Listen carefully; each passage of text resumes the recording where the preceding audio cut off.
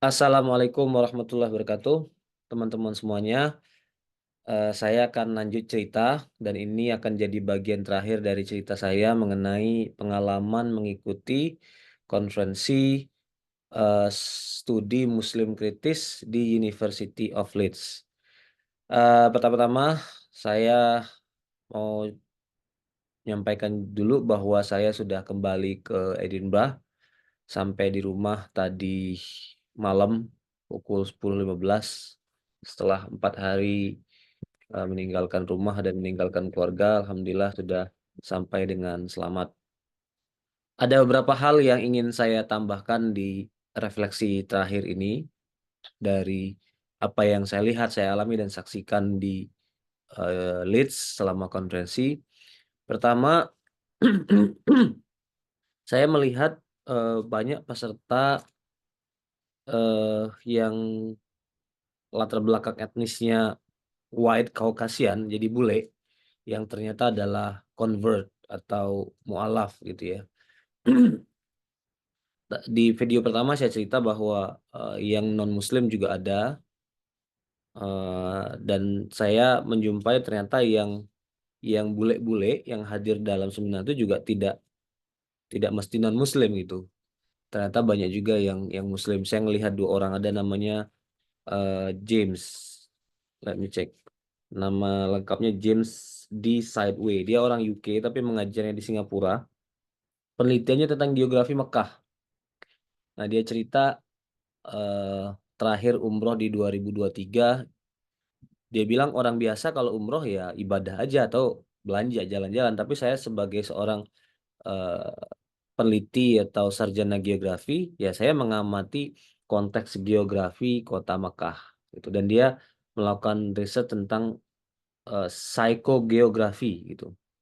Psikologi geografi dari kota Mekah, dan itu yang ingin dia sampilkan sebagai satu subjek dekolonial, Pak James.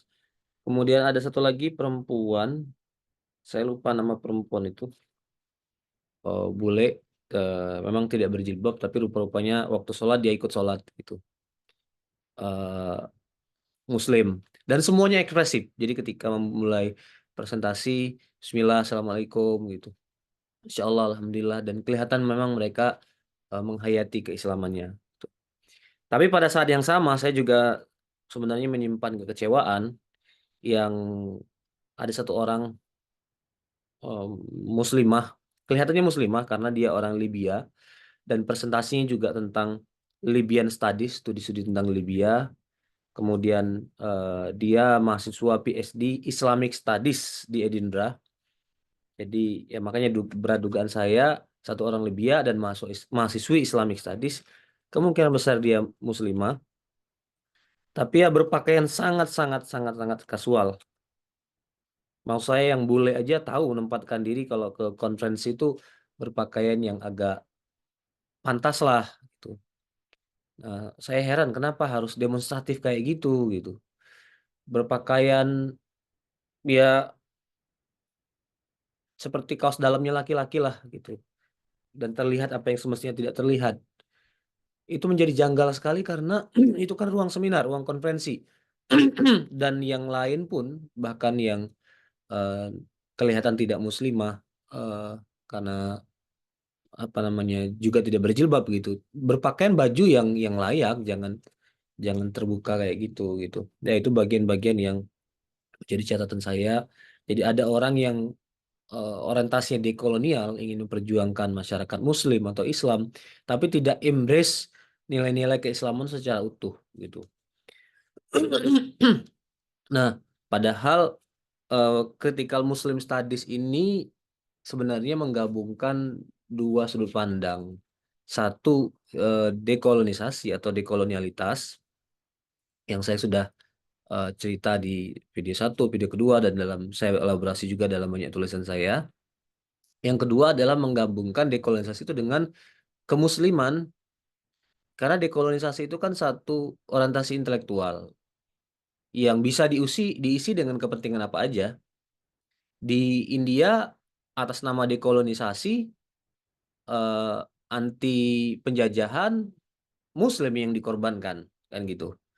Sejarah diputarbalikkan, Muslim didiskriminasi, gitu. Jadi artinya dekolonisasi itu tidak secara otomatis menjadi Islamik, gitu. Tidak secara otomatis sesuai dengan eh, kepentingan politik atau kepentingan kontekstual masyarakat Muslim, gitu.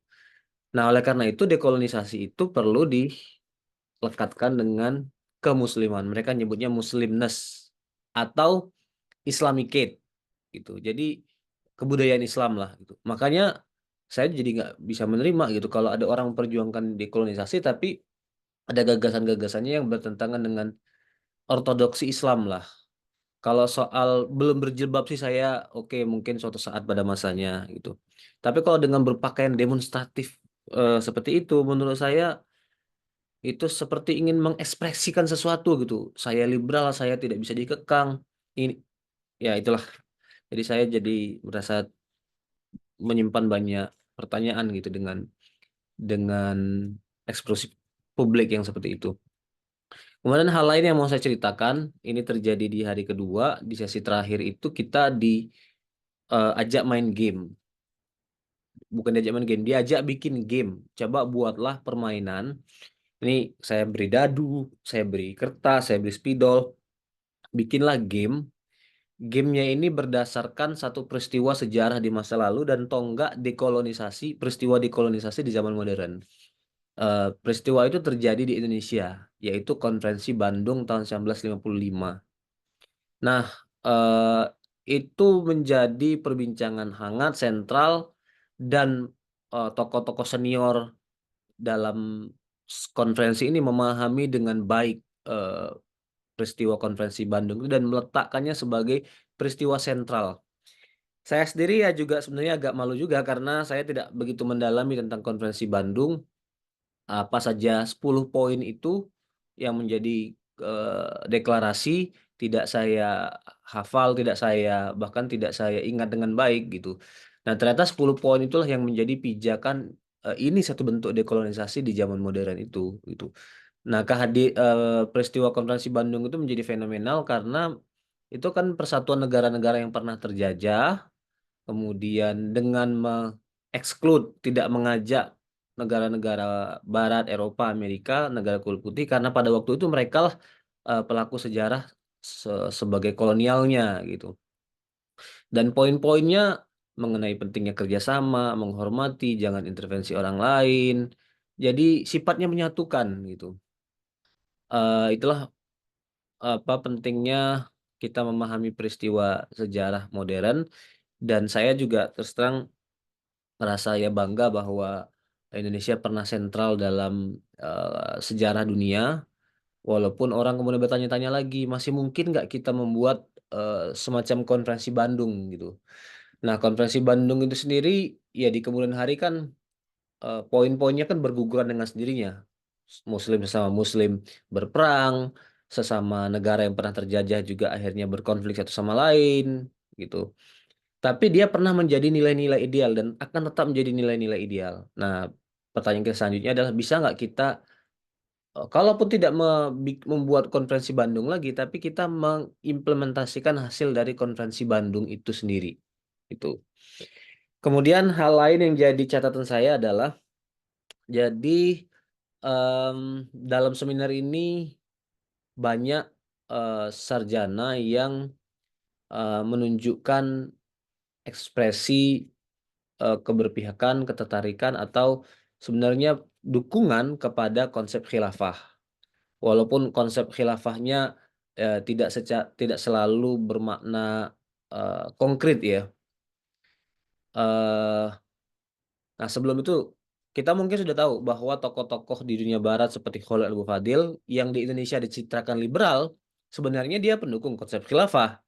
Amir Anjum yang relatif di Indonesia belum dikenal dengan baik, dia sarjana terkemuka di Barat yang mengajukan kita perlu mempertimbangkan ulang konsep negara bangsa sekarang dan melihat konsep lama khilafah gitu. Nah, di luar dua tokoh itu, Salman Said ini lewat dari radar saya, ini tokoh di University of Leeds.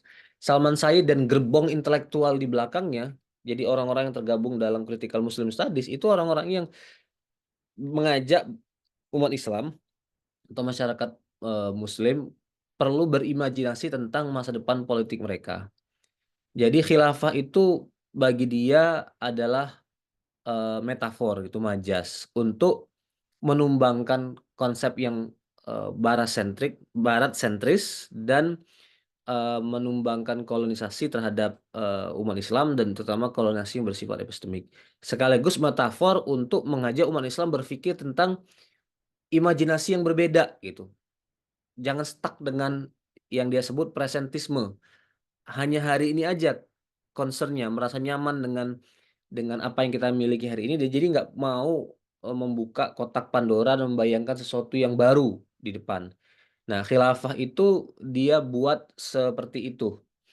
eh Dia bilang soal bagaimana teknisnya, bagaimana cara mencapainya, seperti apa bentuknya, ya itu bukan bukan wilayah saya untuk menguraikannya gitu. Wilayah saya adalah wilayah epistemologi, wilayah kritik eh, apa ya pandangan dunia barat, kemudian diskursus barat. Nah, buku dia terbit 2015 judulnya Reimagining Caliphate, mengimajinasikan kekhalifahan dan terutama dia frame itu sebagai satu proyek dekolonisasi dan tatanan dunia yang baru gitu. Jadi konsep khilafah berulang-ulang muncul dalam konferensi ini. Kemudian yang selanjutnya ada konsep menarik post mazhabisme.